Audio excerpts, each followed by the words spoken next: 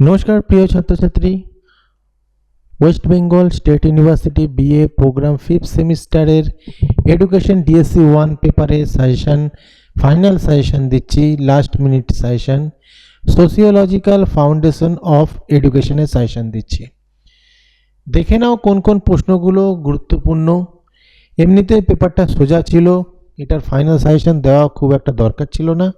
যাই হোক, মান 15 জন্য পড়বে যেটা সবচেয়ে গুরুত্বপূর্ণ প্রশ্ন। দুখানা প্রশ্ন দেবে, একটা আসার চান্স প্রবল রয়েছে, প্রবল না আসবেই। এক হচ্ছে সমাজবিজ্ঞান কি, সমাজবিজ্ঞানের পরিধি সম্পর্কে আলোচনা করো, শিক্ষাশ্রয়ী সমাজবিজ্ঞানের প্রকৃতি আলোচনা করো, এই 1 নম্বর প্রশ্ন। 2 নম্বর প্রশ্ন সমাজবিদ্যার ধারণা সংক্ষেপে লেখো, সমাজবিদ্যার সাথে শিক্ষার সম্পর্ক আলোচনা করো। এই দুটো প্রশ্ন খুব ভালো করে পড়বে 10-এর জন্য। মান 5-এর জন্য এই অধ্যায় থেকে একটি প্রশ্ন পড়বে, শিক্ষাশ্রয়ী সমাজতত্ত্বের পরিধি সম্পর্কে লেখো। যে মেন সাজেশন ছিল তাতে এই চ্যাপ্টারের এইগুলোই ছিল, এটা বাদ দেওয়া যাবে না। ইউনিট 2 থেকে মান 15-এর জন্য পড়বে, সামাজিক গোষ্ঠী বলতে কি বোঝো, প্রাথমিক গোষ্ঠী সম্পর্কে বিস্তারিত আলোচনা করো।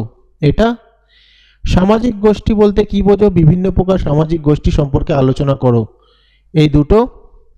আর এটাকে আমি বাদ দিলাম মেন সাজেশন থেকে, সময় পেলে অবশ্যই ফাইনাল সাজেশন থেকে বাদ দিলাম, সময় পেলে অবশ্যই এটা কমপ্লিট করবে।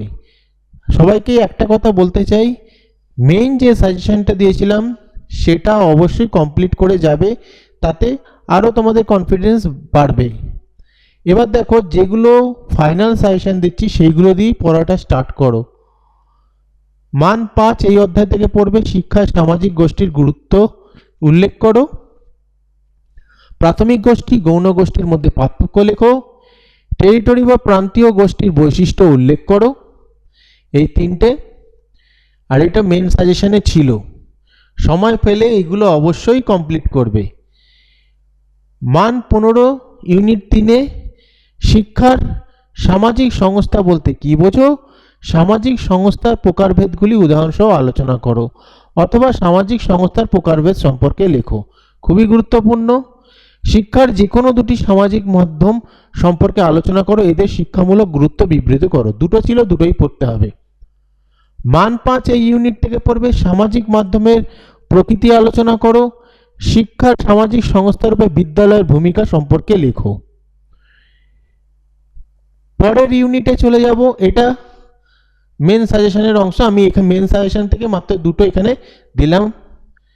এবার ইউনিট 4-এ দুটো প্রশ্ন রয়েছে, দুটোই পড়বে, বাদ দেবে না। দারিদ্র বলতে কি বোঝায়, দারিদ্রের কারণ সম্পর্কে লেখো, দারিদ্র দূরীকরণে শিক্ষার ভূমিকা উল্লেখ করো।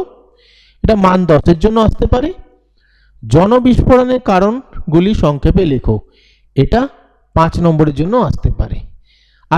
কি এই যে প্রশ্নগুলো দিয়েছি এর মধ্যে থেকে যদি ধরো 10-এ এলো না, মনে রাখবে এই দুটো থেকে 5-এ আসবেই। যাই হোক, ভালো করে পড়ো। ভিডিওটা ভালো লাগলে লাইক কমেন্ট শেয়ার করে দিও।